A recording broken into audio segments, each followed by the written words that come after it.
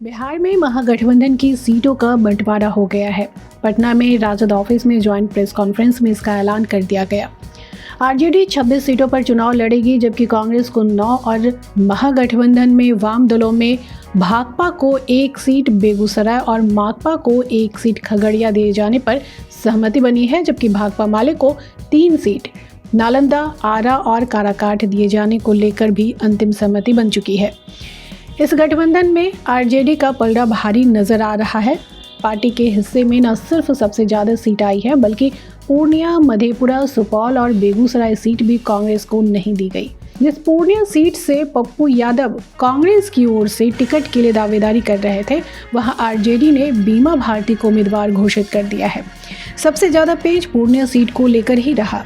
ये सीट अब राजद के खाते में है। इसकी वजह से पप्पू यादव का पत्ता कट गया है।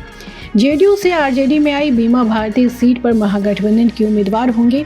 इस समझौते के तहत कन्हैया कुमार और पप्पू यादव के हाथ केवल मायूसी ही लगी है। कांग्रेस 9 सीटों पर चुनाव मैदान में किस्मत आजमाएगी, जिनमें कटिहार, किशनगंज, भागलपुर, पटना साहिब, मुजफ्फरपुर, पश्चिम चंपारण, सासाराम, समस्तीपुर, महाराजगंज लोकसभा सीटें शामिल हैं।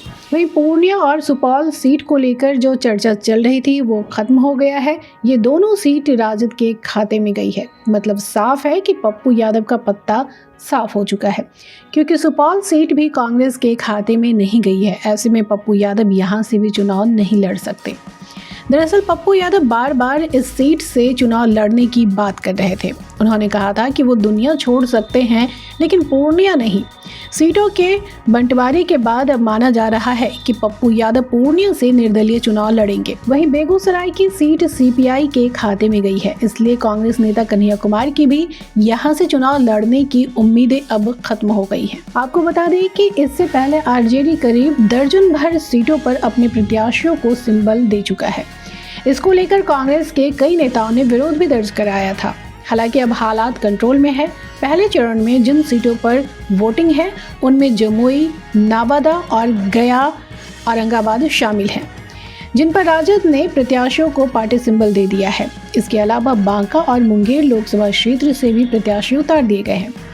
वहीं दिल्ली में राजद और कांग्रेस नेताओं के बीच 3 दिनों तक मंथन के बाद नियम और शर्तों के साथ फॉर्मूला तय हुआ है। अब भी तेजस्वी यादव दिल्ली में ही हैं।